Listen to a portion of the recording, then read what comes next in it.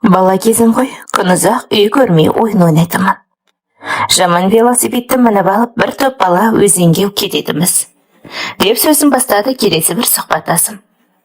Ол заманның кеңшілік тұсы қадірлеп, өкілеп келген. Құсыромыздың соңғы тұяғын серпейтін соңғы 5 жыл еді. Бір күні сондай ойыннан келсем, біздің үйдің алдында үлкен жүк көлігі тұр. Бала емеспіз бе? Қызық көріп жетіп бардық. Сөйтсем біздің үйдің жанындағы үйге әлдебірі көшіп кеп жатыр екен. Жүк түсіріп көмектесіп болып жүрміз. Біраз бала қойсын ба? Жарты сағатта жүк көліктің астан кестегін шығардық.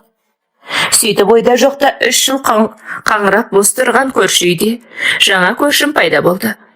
Менің мамамның сол баяғы аңқылдаған ақ кеңілі, еркекті інім деп, қатынды келін деп, тамаққа шақырып араласып кетті.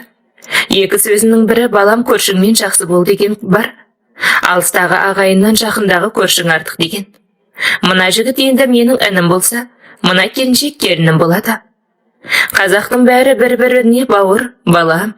Келін ғой таза қазақ емес. Бірақ мына бала қазақтың баласы. Демек бұл келіншек менің келінім деп, тоңқылыма жауап бергені бар. Өйткені танымайтын адамды інім деп неңіз бар деп томсырайғанмын. Міне, осылайша Құдай бізге көрші берді. Құрсын көрші болғанда қандай. Бұлшық еттері бұлтиған ағамен, шексіз сұлулықтың иесі болған жеңеше берді. Бұл менің сонау 7-ші сыныпта бітіріп 8-ге аяқ басқан кезім. Айттым ғой, мамамның ақ көңілділігі бәрінен асып түсті. 2-3 күннен бірінде әлгі келіншекті шайға шақырып, сүтті шайды қонжитатын. Тіпті мамам татардың қызы дегеніне татар келін деп ат қойып та үлгерді. Сонан болар бұл келіншек біздің үйге үйреніп, мамамның іші бауырына кіріп алды. Өзі осы тараздың қызымын дейтін, ағамыз сонау Орал жақтікі. Құдай қосса, шараң бар ма? Екеуі де бір-бірін реттеп, ажырасып, екінші бақ деп, бір-бірін тапқандар бар екен. Ағамыздың біріншінің соңында бір ұл кеткен дейді. Келіншекте бала жоқ. Табысқандарына 2 жылдың жүзі болыпты. Әрине, мұның бәрін шай үстінде татар келіннің аузынан естігенім. Онан басқасының бәрі жұмбақ дейтінім, сүйсінбеске амалың жоқ. Қосан ары бұлтиған өте әдемі келіншек. Мына жындыға қайдан еріп жүргені дерсің? Жынды дейтінім ағамыздың бір бетке тентек екені көзге ұрып тұратын. Сосын бұл жеңгеміздің киім үлгісі де ерекше. Қазақша кейпін бұзбаған, менің ауылымнан ерекше киінетін. Айтпақшы, қандай киім кисе де құлпырып шыға келетін. Тіпті ештеңе кимей жалаңаш жүрсе де жарасатын сияқты. Тфәй, бала болсам да осыны аңғардым да, әлде ерте есейдім бе білмеймін. Көз алмай соңынан ұрып қарап жүргенімді 9 бітіп 10 жетті. Бұл келіншек онан сайын сұлулана түсті. Жасы қаншада десеңіз, ол бақандай 10 жасқа үлкен. Мен 15-те, ол 25-те. Нағыз құшағыңды қайнататын жаста. Міне мені осы ой басқалы қашан, Құдай ұрды ғой мені. Ұрғанда да тас төбемнен қос қолда бірді. Өзімнен 10 жасқа үлкен келіншекке осылайша ғашық боп тындым. Тіпті қарама-қарсы терезесінің жарығы сөнсе қызғанатынды шығардым. Онан әрі қиялай өрмемек. Жарықты сөндіріп тастап ағамның құшағына алып берді ғой, ол анық. Ұрын барып қарасам бекен. Құрсын керек емес. Ағамыз көріп қалса ұрып өлтірер. Анау шойын жұдырықтан жесең, аман қалуыңда 2 талай. Сол жерде шыбын жанның көкке ұшып кетуі де мүмкін. Бірақ бұл менің ойым ғана. Қыз құшағын көрмеген соң қызық маған. Құрмағыр сен қайқаймай, жөніңе жат, жөніңе. Қақ басыңа бір ұратын неме. Ағам білсе мойныңды үзіп алады, ұқтың бас? Сен, бірақ, шабулы пердеден сығалып тағы да қарадым. Анау қараңғы қапастың ішінде не болып жатыр екен? Күйбеңдеген қу тірлік шығар, тым болмаса сүлбесі көрінсе ғой. Қысқасы сол ағамның орнына өзімді қойып ұйықтап кетіппін. Таңғажайып түстер көрдім. Татар келінді тырдай жалаңыштап тағылап жатыр екенмін. Өзінде 4 тағандап қойыппын. Онан төңкерілген қосанары бар емес пе? Қолтығының астынан басымды тығып, соны сорып жатырмын. Бірде оңынан, бірде солынан ойбу құрыды бәрі. Өйткені оянып кеттім. Шомылмасқа амалым жоқ. Күш қайратыңның осындай былығы барда, несін жасырайын. Есі дұрыс еркек атаулының бәрі басынан өткерді ғой, мұны. Қазір ғой ол, қыз көрсе де, қызыл көрсе де, міз бақпай тұратыны. Ол кезде енді, осы қысқасы, білініп білдіріп жүргенім. Жуынып болып қалғанымда, мамамның даусы шықты. Әне кетті дейсің, күнім, жарығым, құлыным, өмірім. Құлағым үйреніп, етім өліп кеткен сөздер ғой бұл. Өйткені күніне 100 рет қайталамаса шай бітпайды. Ал мам, қазір міне сүртініп алайын, іше беріңіз. Әй, шайың суып қалады. Суған шай бола ма деген мамам әлдекіммен күбілесе кетті. Сып беріп жетіп келдім. Мәссаған, татар келіні отыр. Аңдығаным мен сияқты осының. Соңғы кездері көз қарасында басқаша көрініп жүр. Оның үстіне өткенде сакондай қызың бар ма деп сұрағанын қайтерсің. Сонымен не ойы бар? Апау, асығыспын. Нан десем жетер. Кешке ініңіздің жұмысынан қонақ келетін еді. Соған сакон маған көмектессе, үйді бір астан кестенін шығарып тазаласам дейді. Мамам не десін? Түске дейін бітірсең болды. Сабағынан кеш қалмасын деп сыртынан сатып салды. Қызық екен өздері. Мен әлі барамын ба жоқ па? Менен сұрамай қалай ғана айтып отыр. Тәп қазір қолым ауырып жатыр десем бітті. Мамам мені өлсе де жібермейді. Бірақ қалайша бармаймын дей алмадым. Соңынан ере бердім. Тәпішкесі тырсылдаған жеңешем үйіне келді. Жүгіріп жүріп біраз шаруасын тыңдырдық. Міне ойлағанымдай. Үйіме қарсы, қарама қарсы бөлмесінде кең керует тұр. Талай тәтті түннің куәсі ғой бұл керует. Түнде жарықты сөндірген соң біраз ойқастаған шығар. Мен оны бұрында білетімін. Өйткені мамамнан сұраған соң соңына еріп талай көмекке келгем. Тіпті есімде жоқ. Соңғы 3 жылда 30 рет келсем керек. Қысқасы байдың бастықтары келеді екен. Мықты дайындық жасадық. Ал енді шайың шала болды ғой. Шай ішейік деген жеңешем ас бөлмеге сып берді. Онап жатып бөлмесіне жүгірді. Құдая, көзім шықсын. Жұқа сылбыр халаттың ішінен әппақ киіп келді. Ол аздай келте халаттың ортаңғы 2 ақ күймесін іліпті. Қаласаң жоғарыдан қара, мен мұндалап қосанары тұр. Ол аз десең төменнен қара, шырық немен жылғасы тұр. Шет жағасы көрініп әппақ сандары жылтырап тұр. Бұл не сонда? Әдейі әлде болып болғаны осы ма? Басынан орамалын тастамайтын менің мамамның алдында мынауын бір жүрген жезекші ғой. Иә, натури таза жезекшенің киімі. Мен мұндай киімді шетел киноларында ғана көргем. Ол да кеңес үкіметінің қабырғасы сөгіле бастағанда. Айтқандай, мен 10-шы сынып бітіретін жылы кеңес үкіметі құлап, коммунистер өре қашты ғой. Қашпағаны биліктен айырылып бейшара күйге түсті. Сонан болар бір жылдары бай тұрған біздің совхоздың берекесі кеткен жыл бол. Сосын заман сол заман болса да, адам өзгере бастаған кез бұл. Міне, осындай алғау-талғауға менің балалық шағым тұспа-тұс келді. Бірақ енді біз демократиялық ел болмақпыз. Аузыңа не кереді айт, ойыңа не кереді істе, ешкім қой демейді. Өйткені демократия деген қате түсінік қалыптасты. Бірақ сол демократияңды қоя тұрып, жеңешемнің шайын ішейінші. Шай қойған саусақтарын айтайыншы. Құрсын 5 саусағының тырнағы 5 түрлі. Біріншісі қызыл, екіншісі сары, үшіншісі жасыл. Сорлы басым, мен мұндайды көріппін бе? Қой болмайды бұл, мынауың тошны желеп. Мұның қолынан шай ішу деген қандай жиіркенішті маған. Есім барда ерімді табайын. Мамамнан қалған сүтті шайбен табананға май жағып, шеп мектебіме сытайын. Бірақ мені татар жеңешем жібере қоймады. Отырсай сакон, отыршы әңгіме айтайық дейді. Ойбай, көтек, әңгімесі несі мұнаны? Екеуміз не әңгіме айтуымыз мүмкін? Отырайын енді сенімен өсек соғып. Мектепке кетуім керек жеңеше, деп міңгірледім. Алайда ол мені жібермеді. Менің шайымдан ішпесең ренжеймін деп бір деді. Өзінің болып болғаны осы ма әлде еркелігіме білмедім. Шай біткенше басымды айналдырды. Сұрақтарды үстісіне үйіп төгіп, соңында мұндай сөзімен шошытып тастады. Сәкі, сен енді жігітсің ғой. Жасың 17-ге кеп қалды. Әне-міне дегенше мектебінде бітіресің. Сұрайын дегенім осы жасыңа кеп қызбен болып көрдің бе? дейді. Ойбай, деп аударылып түстім. Бірақ осы сөзі менің бетімді ашты. Жүзекше деген жеңешеме тығыла түстім. Тек ағамның көлеңкесінен қорқып шыдап жүрдім. Ал татар жеңешем соңыма түсіп алды. Осылайша арамызда ит пен мысық ойыны басталды. Соңында мамама ештеңе айтпаймын, жігітше сөзім деген уәдемді алды. Сонымен қыз құшағына құлайтын күнім жақындай түсті. Осы келіншектің омырауына аузымның суы құрып жүргенде 10-шы сыныпқа аяқ бастым деп жалғастырды сұхбаттасым. Шынымен де соңғы 5-6 айда мені бір шерік басты. Оны өзімде осы келіншекте аңғарған. Тек хабарсыз боп бейғам жүрген мамам ғана. Сол баяғы құлыным, күнім деп татар келінмен көмек сұраса жүгірте салатын. Көрші келіншек әйел баласы ғой, байдың қолы босамайды балам. Күнімен кейде түнімен жұмыста. Қолыңнан келген көмегіңді бер. Мына қаңырап тұрған үйдің осылар келіп сәні кірді ғой. Көршің болғаны қандай жақсы деген сөздерімен мені айдап салғанын өзі де аңғармай қалды. Енді мамама үйреніп алған көршім онан сайын бұрдана түсті.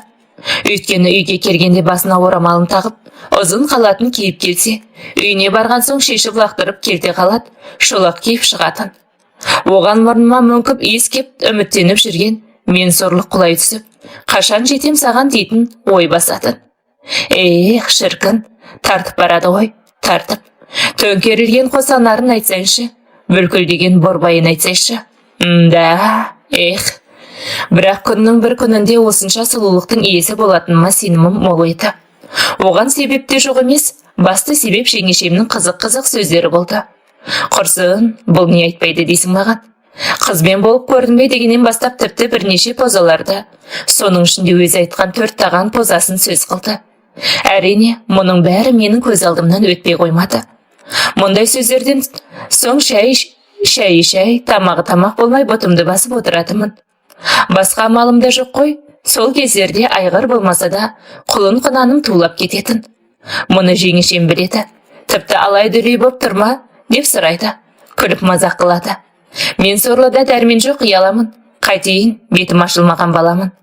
Енді ғана 17-ге аяқ бастым ғой, қаланың да көкжалы емеспін. Ауылдан шықпаған сарауыз балапанмын, бірақ міне аз қалды сако шыдай түс, деп өзімді ұстап жүргеніме жылдан асты.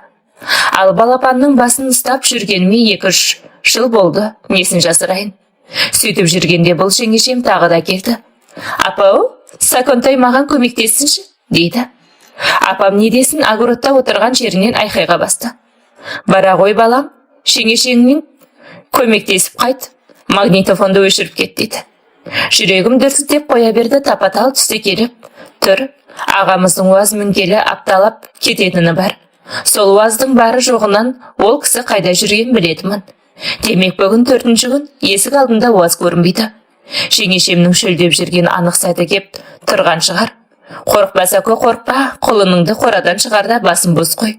Шаршаған шаршапсың. Сосын шабуын шешіп лақтырды, айылды босат деп соңынан ертім. Әдеттегідей үй ішінің тірлігі. Мына киім ілгішті мына қабырғаға қағып берші дейді. Ой, осы да жұмыс болып па? Бұл қабырғаға өзіңді де қағармын әлі деп іштей сыбырладым. Ал енді жеңешем ойынды бастады. Үстелге шыққаным сол еді. Құшақтап алып, құлап кетпеш Сакош дейді. Үнім өшті. Тамағым құрғап жабысып қалды. Не дерімді білмей қаттан да састым. Құрсын, жеңешем қапсыра түсті. Құлын ойқастап құтырып кетті. Мойныңнан искеп алайыншы, осы тұрғаныңда дейді демін тартып. Ойбай, өлдім, қолы қайда жүр құрсын. О, жігіт болыпсың ғой, мынауын норма ғой дейді. Жұлқынып бердім, сонан соң атып далаға шықтым да жөніме кеттім. Соңымнан сыбырлап үлгерді. Ей, апам айтып қоймашы, қалжың ғой дейді. Алаңдамаңыз, дедім. Ақылдысың сен деп мақтап үлгерді. Мен зымырап үйге жеттім, мама әлі сол огородта отыр. Күйбең тіршілік біткен бе, таңнан кешке дейін қыбыр-қыбыр көзін ала бере, бір қырындап іш кезіп бердім. Байқамай қалды, көрсе ұят қой, қолының қайқайып кәдімгідей шұқа шортидан байқалып тұр. Жүгіріп терезеге өңілдім, ол да қарап тұр. Сұқ саусағын аузына басты. Бұл енді ешкімге айтып қойма дегені. Басымды изеп уәдемді бердім.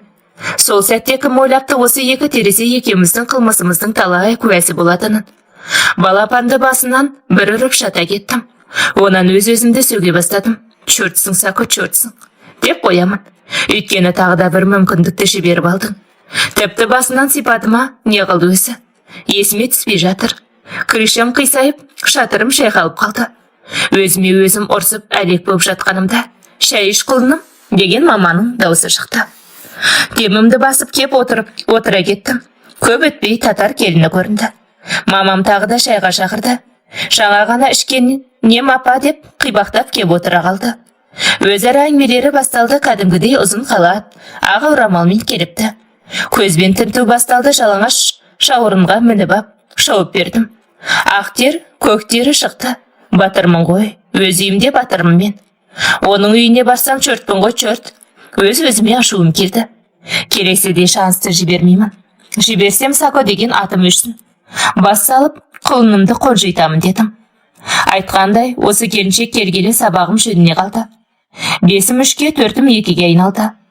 Үймеленген кластың қыздары қызықсыз боп бара жатты. Бар ойлағаным мына келіншектің борбай ғана болды. Әдеміші өзі, сүйкімді қылықты бар ғой.